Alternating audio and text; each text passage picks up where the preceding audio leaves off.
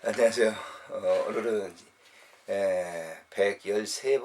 213번째 책을 소개하도록 하겠습니다. 어제 묵상의 말씀을 이렇게 생각을 하면서 다윗과 사울에 대해서 생각했습니다. 사울 왕이 이제 악신이 들어서 하나님이 부르신 악령이 들어가지고 다윗을 죽이려고 하는 단창으로 던지게 되는 그런 그 성경을 묵상하면서 제 서신실에 있는 이 영적 전쟁이라고 하는 그리스도인들을 위한 영적 전쟁이라고 하는 책을 소개하게 됩니다. 이 책은 이제 그리스도인들이 누구와 싸워야 되는가 하는 그런 문제를 다루고 있습니다. 이 책을 지으신 분은 디 셔만이라고 하는 분인데 예수 그 전도단 하와이에 있는 열방 전도단에 대해서 사역을 하고 계시는 그런 분인데요. 이분이 쓴 책을 갖다가 이제 이렇게 번역했던 이상신이라고 하는 분은 이렇게 이제 글을 쓰고 있어요. 그리고 이제 이 머릿말을 읽어보면 이 책 전체 내용을 어느 정도 파지할 수 있거든요. 그래서 제가 다 읽어드릴 수는 없고 제가 이 책을 소개할 때마다 그분들이 쓴 머릿말이라든지 이런 것들을 이렇게 차례라든지 이런 것들을 소개하고 그 중간에 이제 좋은 책이 있으면 이제 그 글이 있으면 소개를 해드리고 또 제가 생각했던 이 책에 대해서 평을 이렇게 말씀을 드립니다. 딘 셔만의 영적 전쟁의 강의를 처음 접하게 된 것은 1983년 4월 홍콩에서 3개월간 있었던 선교산 훈련학교에서였다. 이분은 선교 그런 훈련들을 시키고 있거든요. 제가 아는 젊은이 가운데도 이제 목사님 아들인데 거기 가서 이제 선교 훈련을 받는 것을 보았습니다. 딘의 강의는 나에게 영적 전쟁에 대한 성경적인 이해를 갖도록 도움을 주었다. 당시에는 한국에 널리 알려진 귀신론은 사람들에게 병을 주고 괴롭게 하는 영역에 한정된 가르침이었다. 그러나 딘을 통해서 말씀하시는 성경적인 영적 전쟁은 이보다 훨씬 광범위하고 영광스러운 것이다.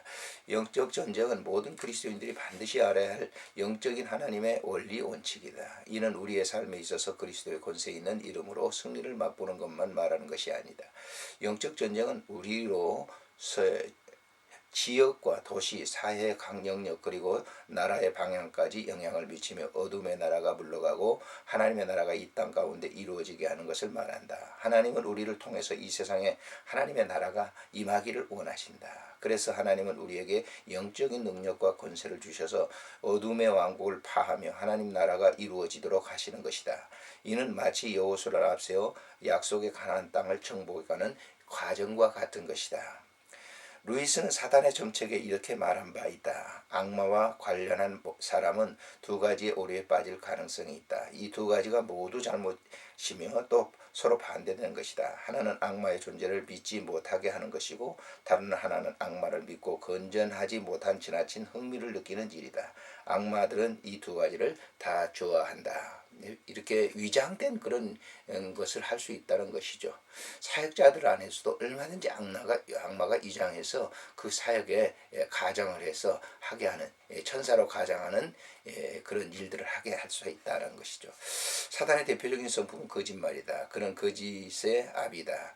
그는 에덴 동산에서부터 늘 거짓말을 일삼았다. 나는 이렇게 말하고 싶다. 사단의 존재는 인정되며 그 능력은 부인하라. 하나님은 우리에게 예수 그리스도로 말미암아 사단의 모든 활동을 제어하는 권세를 주셔서 우리로 승리하도록 하셨다. 딘 셔만의 영적 전쟁의 가르침은 단지 학문적인 탐구에 있는 것이 아니다. 딘 셔만은 오랜 시간 영적으로 가장 어려운 선교지에서 사역을 했다. 그리고 선교지에서 사역을 통해서 성령으로부터 영적 세계에 대한 이해의 통찰력을 가지게 되었다. 이것은 그의 선교 사역에 큰 영향을 주었다. 선교사로서 어둠의 세계와 그 영향력과 활동을 이해할 때 비로소 선교는 활발하게 진행되고 하나님 나라는 확장되는 것이다. 또 하나님께서 그리스도의 십자가의 보혈로 우리에게 주시는 능력과 권세를 이해할 때 승리를 맛보는 영적 생활을 하게 되는 것이다. 그의 가르침은 실질적이었다.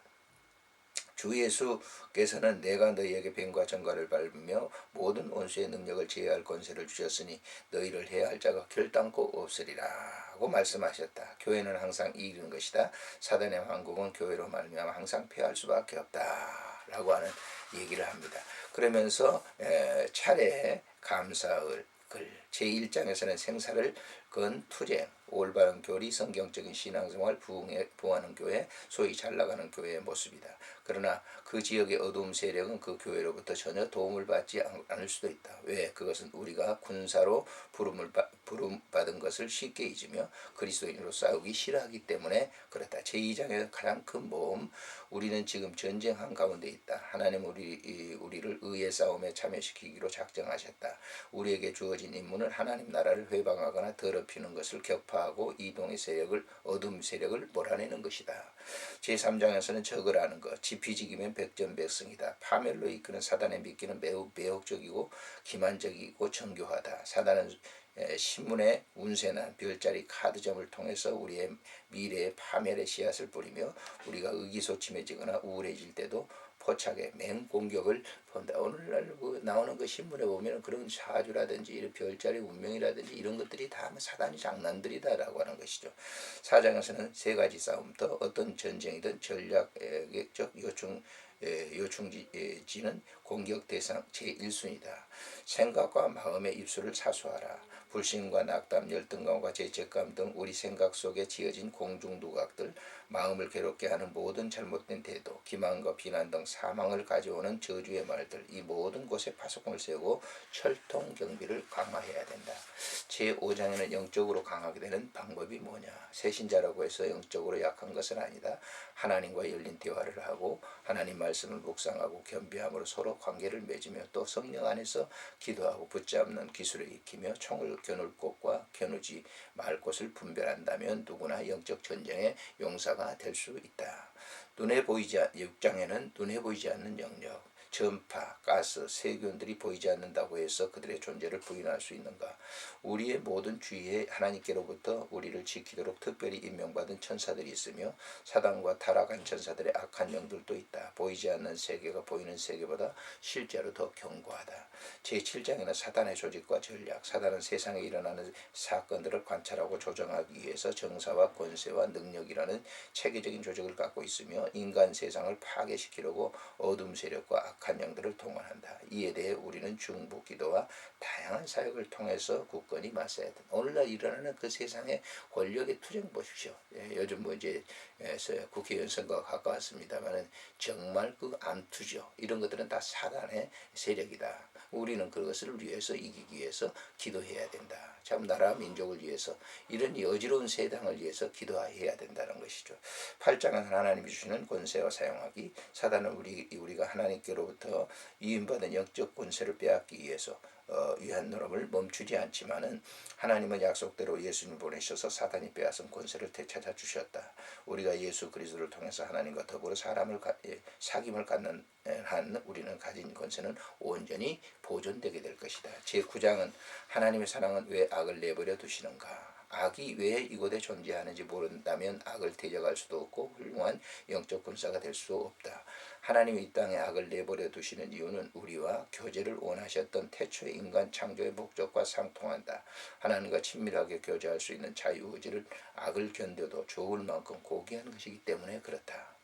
제10장에서는 악에서 구하소서, 모든 사람은 다 유혹을 받으며 하나님은 때때로 우리가 원수에게 공격받는 것을 허락하신다. 그러나 이것은 우리가 하나님을 더욱더 의지하도록 만들기 위한 것이며 영적인 근육을 단련시키기 위한 것이다. 하나님께서는 우리를 모든 일에 강한 용사가 되도록 하신다.